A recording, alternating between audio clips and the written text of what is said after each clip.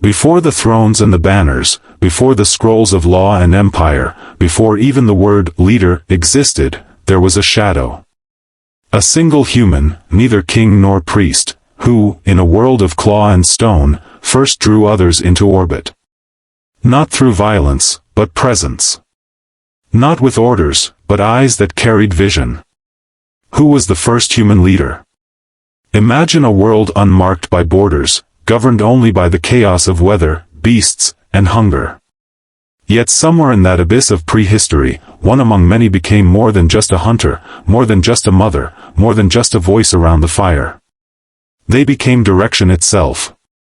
Leadership, in its primordial form, did not begin with strategy, it began with trust. Not trust written or codified, but felt in the gut, through gesture and instinct. This was not power as we know it. There were no armies. No wealth. No coercion. Only a circle of eyes watching one pair more closely than the rest. What stirred in that person's heart? Did they feel chosen, or burdened? In this film, we search not for a name, there are none, but for a presence. We go back 200,000 years, to the damp cradle of early Homo sapiens, to trace the invisible footsteps of the first among us who led.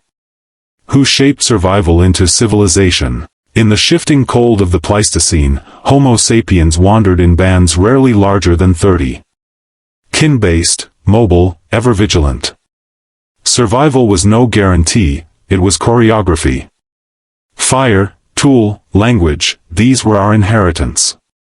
But another force pulsed beneath them, quieter yet decisive, social cohesion. Anthropologists speak of a time when leadership was not title-bound, but fluid, based on situation. The best tracker led the hunt. The gentlest hand guided birth. The clearest voice calmed panic. Yet in the fog between tasks, something new emerged, a figure others looked to even when the world was still. Someone who held the group's emotional weather in balance. This moment was not scripted by fate. It emerged as all life does, through trial, imitation, and necessity. A child may have first mimicked a parent's stillness during crisis. A partner may have stepped forward when others froze. Leadership, in its embryonic stage, was less about instruction and more about resonance. The leader felt the group's pulse as if it were their own. And what of gender? Age? Status? The first leaders may have been elder women, keepers of memory. Or perhaps a youth whose silence was mistaken for wisdom, yet became it. Across early Homo sapiens sites, from Blombos to Chauvet, we find hints of hierarchy not through weapons, but symbols, ochre marks, carvings, rhythmic order. It wasn't strength that created the first leader. It was meaning. There comes a point in every journey when consensus cracks. When hunger gnaws at the bonds of kinship. When the herd is gone, and the sky darkens, and no one can agree where to go next. It is in these moments that leadership is born, not of desire, but of silence too long endured. The first human leader likely did not stand up and declare themselves. They acted. When others hesitated, they walked. When despair thickened, they lit the fire. Leadership was not dominance, it was courage in ambiguity. And from that courage, a gravitational pull formed. Others followed. What compels one person to take on that weight? To bear the invisible load of expectation, risk, and disappointment? The answer lies not just in their choices, but in the group's gaze. Psychology tells us that leadership arises not only from traits but from context. Charisma, calm under stress, confidence, these are relational dynamics. You become a leader only when others believe you can hold their fear without flinching. And that belief is ancient. Oxytocin, dopamine, mirror neurons, all contribute to the neurological glue that binds group to guide. In ancestral life, leaders weren't chosen by vote, but by need. They stepped into the void when survival demanded it. And the moment they did, everything changed. But leadership, once born, has a shadow. As soon as one can lead, one can mislead. As soon as the group follows, the path can be twisted. Anthropological evidence from later Upper Paleolithic cultures shows early signs of inequality, grave goods unequally distributed, symbols of prestige appearing in isolated hands. Perhaps the first betrayal of leadership was not violence, but secrecy. A shaman who claimed to speak to spirits, but used knowledge to gain submission. A chief who stored food while others starved.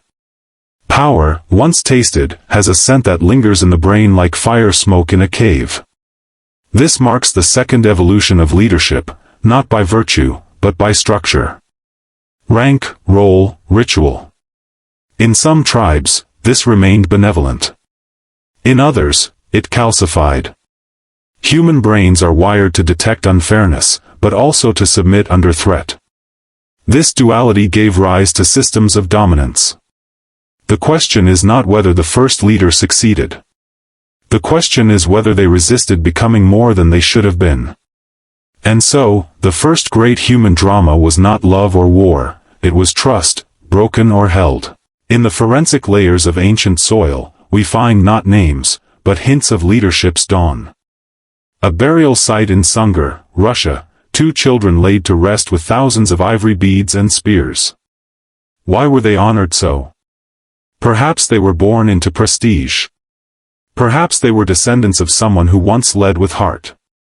Genetic data shows that early Homo sapiens had fluid social structures. Unlike chimpanzees or gorillas, who exhibit rigid alpha hierarchies, humans evolved toward cooperative networks. Our brains expanded not solely for tools, but for relationships. To understand intention. To negotiate, persuade, console.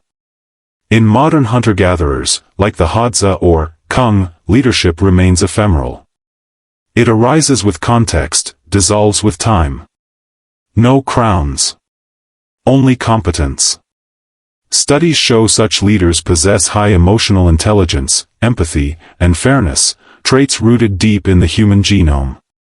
MRI scans of individuals in leadership roles today reveal increased activity in regions tied to social cognition and inhibition, tools not for commanding, but for listening.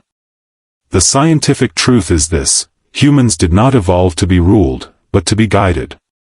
Leadership is not a mutation, it's a mirror. What compels one to follow?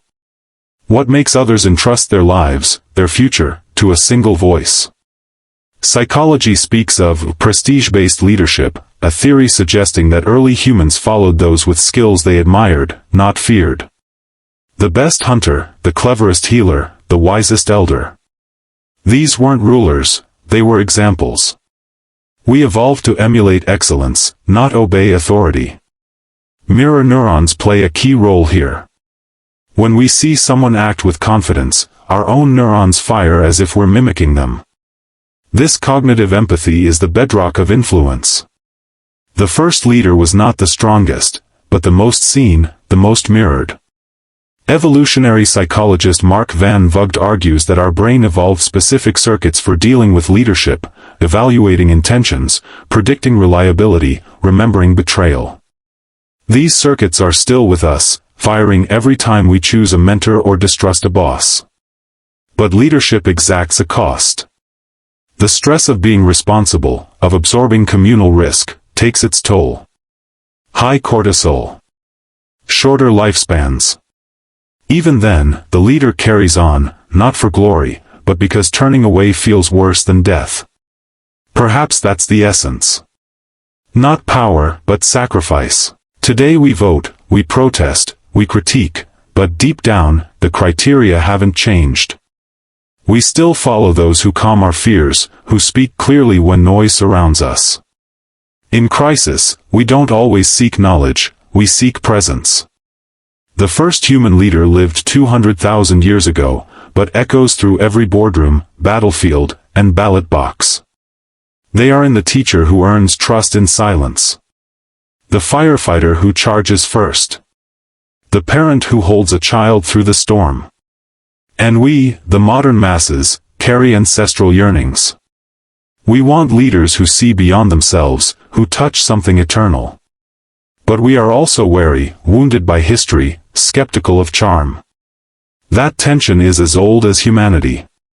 In some ways, we are still at that crossroads in the tundra, unsure which way to go, waiting for someone, not to tell us, but to begin walking. Leadership is not reserved for the few.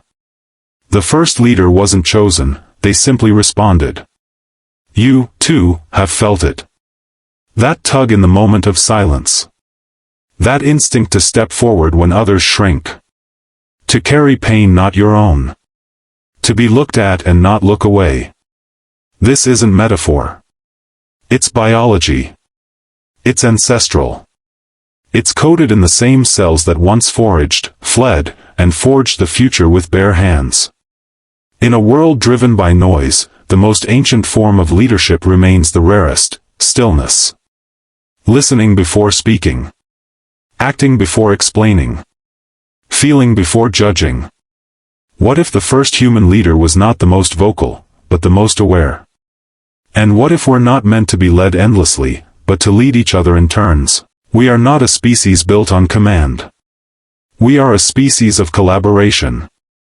From the first campfire to the Mars rover, everything we've done began with a circle, and someone leaning forward into uncertainty. The first leader did not demand obedience. They invited possibility. They made others believe that tomorrow was worth striving for, even if today meant hunger or pain. And so, leadership is not a structure, it is a song. A pattern repeated through time, with variations. It plays when empathy meets action, when courage dances with humility. That we even ask, who was the first leader, is proof that we are ready to become better ones. Somewhere, long ago, in a place with no name, someone stood first. They saw farther, felt deeper, held longer than those around them. They did not do it for praise, they did it because they could not do it. And today, we are the result of that choice. So when the world grows uncertain again, as it always does, remember this. You don't need a crown. You don't need a title. You need only that ancient spark within. The one that sees the whole, hears the unsaid, and moves when it matters. Because in the end, the first human leader is not behind us. They are waiting within us.